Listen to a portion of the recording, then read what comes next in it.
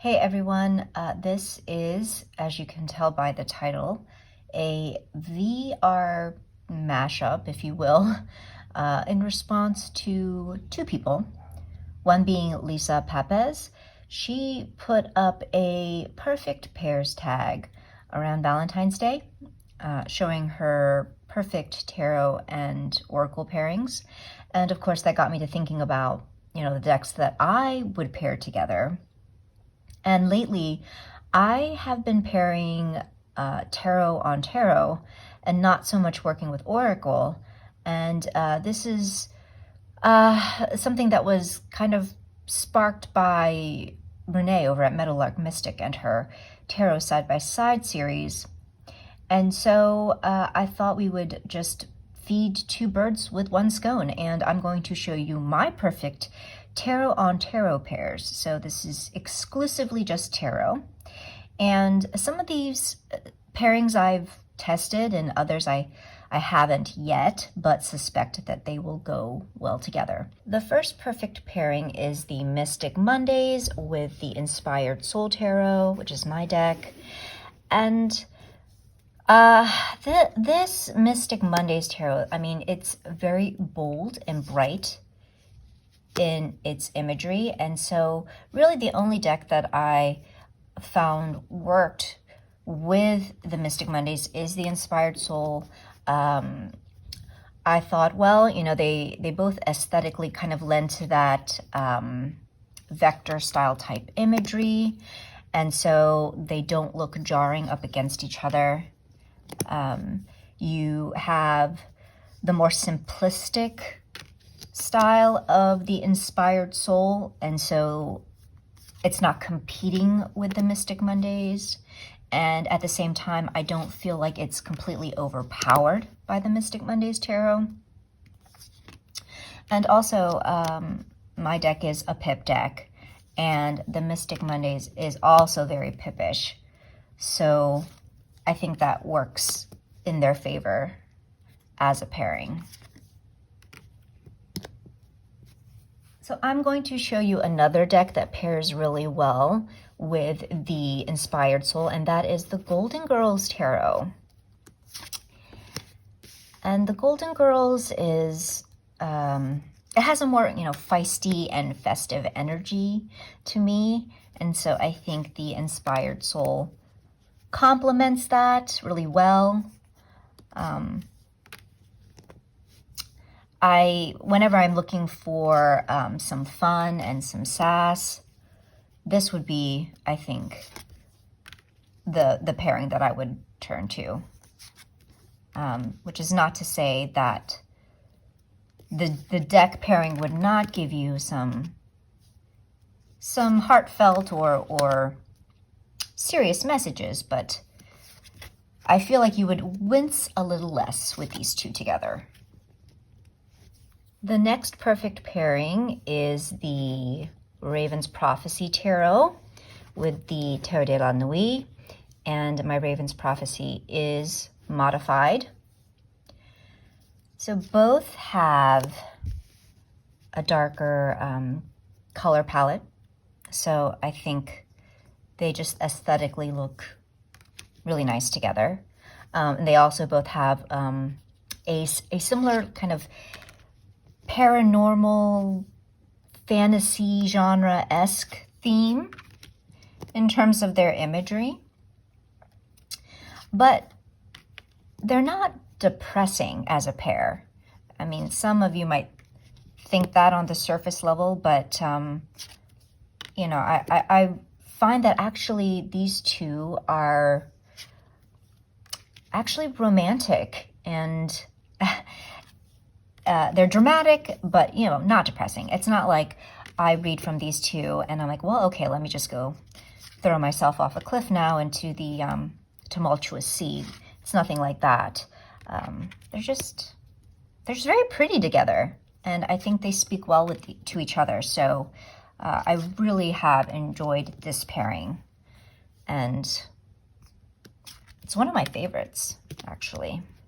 Another deck that also pairs beautifully with the Raven's Prophecy is the Beautiful Creatures Tarot, another deck that I have modified. And again, just really nice aesthetically. I know that these strangeling characters from Jasmine Beckett Griffith are, it's a love or hate thing, right? But in my personal experience, these little bobble-headed weirdos, they shouldn't be underestimated, you know? They shouldn't be cast off as just being juvenile and giving superficial readings. I have found that, especially paired with the Raven's Prophecy Tarot, it can definitely pack a punch. So if there are any of you out there that are kind of intrigued by Jasmine Beckett Griffith and her decks, it doesn't hurt to give it a shot. So this pairing I haven't tried yet, but I am curious about it, is the Beautiful Creatures with the Black Cats Tarot, which is a new addition to my library.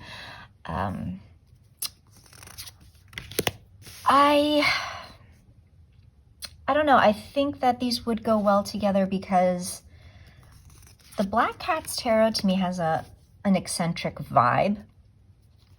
And, you know, I've only done a few readings. I haven't worked with it extensively, but when I have, it kind of weirds me out, like the images of the cats.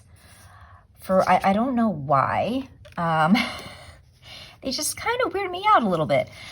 And I don't feel that way about the strangelings, though. And so I'm thinking that, or maybe I'm hoping that maybe Beautiful Creatures will mellow out the creep factor of the black cats instead of amplifying it.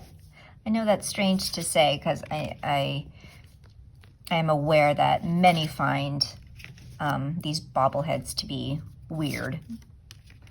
But I'm never creeped out by Jasmine Beckett Griffith's art. But these cats do creep me out. So the next group of decks that I'll be pairing are all Earthy Decks. And so this could even be a VR to Corvin Green over at Tail Raven Tarot, because they recently did a video of their Earthy Decks. And I believe that what I'm about to show you is the extent of the Earthy Decks that I have, with the exception of Tarot of the Cat People. I would also consider an Earthy deck, but you won't see that today. So let's start with the Green Witch Tarot, which is also another new addition to my deck library and one I've only just started working with. And no surprise, I am curious to see how it will pair with the Everyday Witch. And I have a feeling that they will, in fact, pair well together. And the whole reason that I held off on the Green Witch for so long, and I was just so unsure about it because I thought, oh, maybe it's going to be too similar to the Everyday Witch. I don't want them competing for my affection, because I am that weird type of person that, you know, if a deck is too similar to another deck that I already have and love, I don't want it to be a case where, you know, I acquire a deck and then that makes me completely neglect another deck that is dear to me, and the Everyday Witch is very dear to me. So I know that maybe sounds a little odd, but I don't think that should be a problem because their vibes are very different. Their energies are not as similar as I thought they would be at all. Green Witch is very old worldly, and same with the Everyday Witch, but you do have a mix of some modern elements as well. which I know that some people aren't a fan of, the kind of mixing of the old and new world. So, oops. Another deck that I think will be very fluid with the Everyday Witch is the Llewellyn Tarot, and mine is modified. I just think that the palette, the color scheme of both decks, I mean, they're just so similar. It's almost like they could be the same deck, right? They're just so complementary. And so I think that these two will definitely speak well to each other. Oh my gosh, how do you guys do this top-down crap? Ugh. I feel like I'm not very good at this. But yeah, look at that. I just think they're so pretty together. And then another deck that I think would be a perfect pairing with, once again, the Llewellyn is the Forest of Enchantment Tarot. And yes, I have modified this deck. And I don't think it's any surprise why I would pair these two together. I mean, really, any of the decks in this kind of category of earthy decks I think would go well together. But these two, I mean, their art style is very complementary, as is the earth tones and the colors used. So I just think, I mean, look at that. That's gorgeous. So I think that these two will have no problems talking to each other. Oh, wow.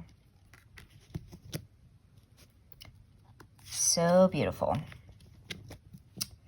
The last perfect pair I'm going to show you, I have in fact used together, and I think they just go really well, and that would be the Tarot of a Moon Garden, which I have modified, and then my little Linestrider mini. And the Tarot of a Moon Garden is certainly more detailed and colorful, and we have the Linestrider, which is more minimalistic.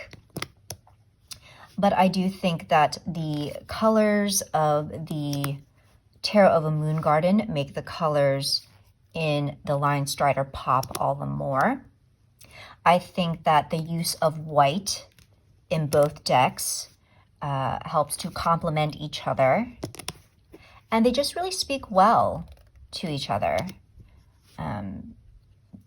Because thematically, again, you have these two worlds that feel very kind of old world fantasy-esque, as though you are in some enchanted forest. And both decks, size-wise, are on the small side.